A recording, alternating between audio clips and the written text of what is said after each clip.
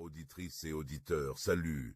Préparez-vous à une exploration inspirante de la parole de Dieu dans notre émission Bible au quotidien avec le pasteur Samuel Ayonou. Chaque jour, plongez dans les récits bibliques et découvrez leur pertinence pour nos vies modernes. Pour nous contacter, composez le plus de 129 86 54 25 27. Bonne écoute à vous.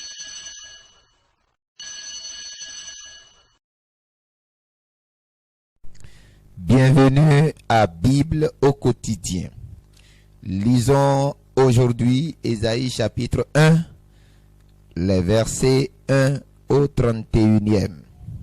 Prophétie d'Ésaïe, fils d'Amos, sur Juda et Jérusalem, au temps d'Ozias, de Jotham, d'Akaz, d'Ézéchias, roi de Juda.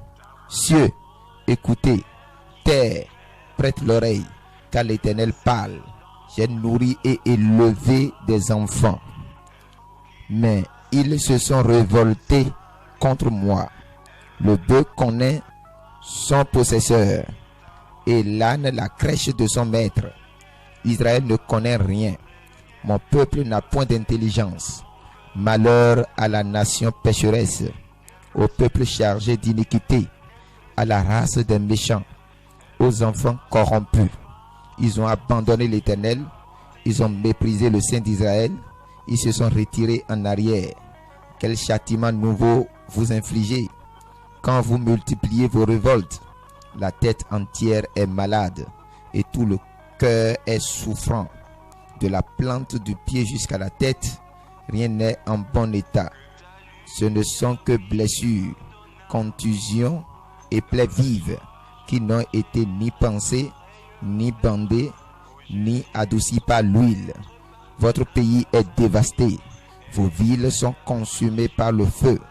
Des étrangers dévorent vos campagnes sous vos yeux. Ils ravagent et détruisent comme des barbares. Et la fille de Sion est restée comme une cabane dans une vigne, comme une hutte dans un champ de concombres, comme une ville épargnée. Si l'Éternel des armées ne nous eût conservé un faible reste, nous serions comme Sodome, nous ressemblerions à Gomorrhe. Écoutez la parole de l'Éternel, chef de Sodome.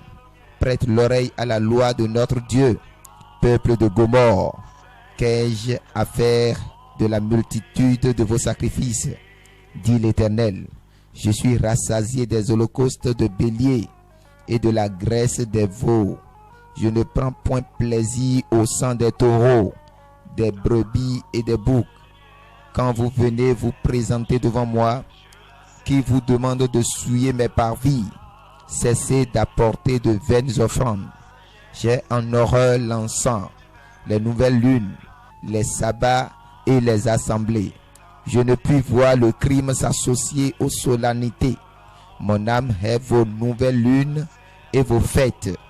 Elles me sont à charge. Je suis las de les supporter. Quand vous étendez vos mains, je détourne de vous mes yeux. Quand vous multipliez les prières, je n'écoute pas. Vos mains sont pleines de sang. Lavez-vous, purifiez-vous, ôtez de devant mes yeux la méchanceté de vos actions. Cessez de faire le mal. Apprenez à faire le bien. Recherchez la justice. Protégez l'opprimé. Faites droit à l'orphelin.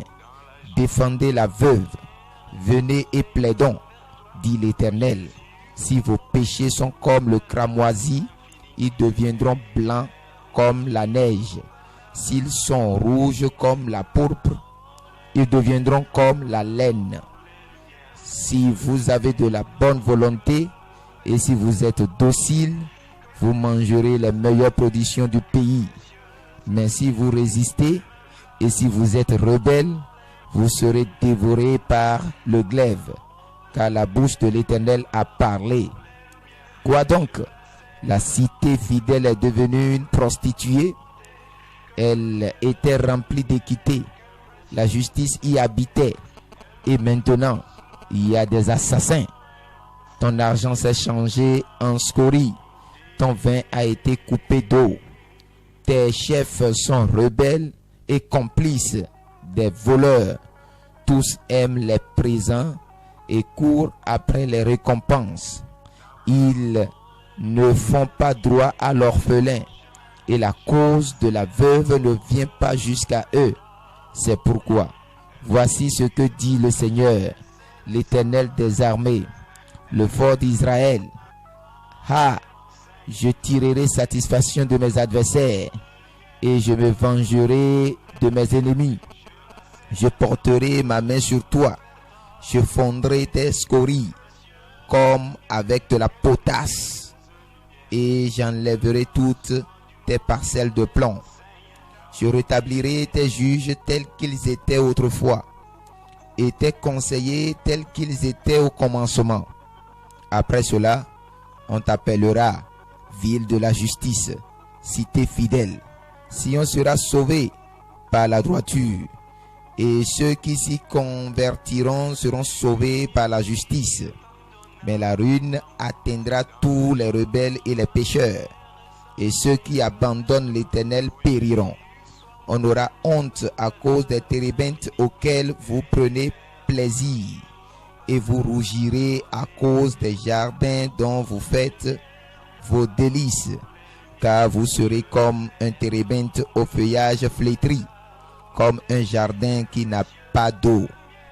L'homme fort sera comme de l'étoupe, et son œuvre comme une étincelle. Ils brûleront l'un et l'autre ensemble, et il n'y aura personne pour éteindre. Bonne méditation à vous.